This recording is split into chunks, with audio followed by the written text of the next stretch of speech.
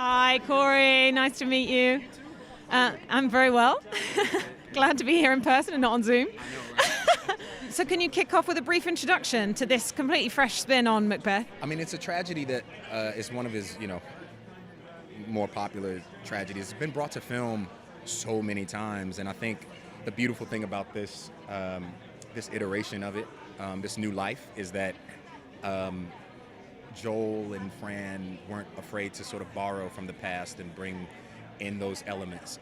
It's just special. I get to play Macduff, and for me, he's the antithesis to Macbeth. He represents morality. He represents goodness. He represents all of those things that Macbeth struggles with, I think, throughout the play, throughout the film. And so to finally go toe-to-toe with him in this and to bring all of the complexities of that, because Macduff is not a showy role, I think, by any means. I think it's his humanity that drew me to the role, and to be able to bring that specificity to life and go toe-to-toe with Denzel, that was it was just a lot of fun. Be able to work with, I've known of each and every one of them, even some of my contemporaries, even Moses Ingram. She's incredible in this film.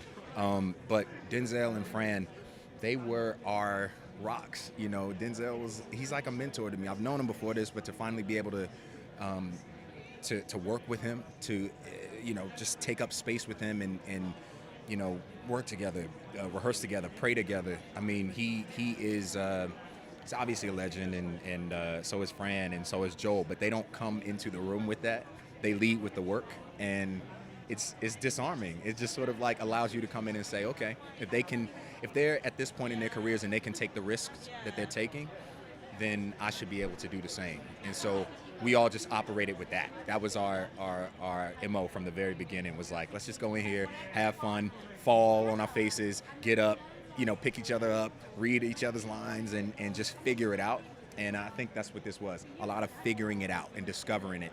And I'm just lucky and blessed to share the screen with him. I don't know, it's a sense of humility that he has that, again, is so disarming. It's like, you look to your director. I've been a fan of Joel's and Ethan's films for so long. And so to finally go into a room with them, sit down, and, he'll throw out a choice and I'll throw out a choice, and he might like it, I might not like it, but we just played. And his sets are so inviting, like to walk onto his set, and everybody from Mary and the costumes to Bruno and his department, everybody's on the same page. It's so rare in Hollywood to just be able to do that. It's like everything else is always, but there were no distractions. It was like we were in a room together, and then months shooting it. And I'm so thankful. And I don't know, I'll work with him again and again and again if he'll have me back. Well, it's certainly a sign of the times, but I don't think for Joel or Fran as a producer in figuring out this ensemble, I think to be able to have this mix is just incredible.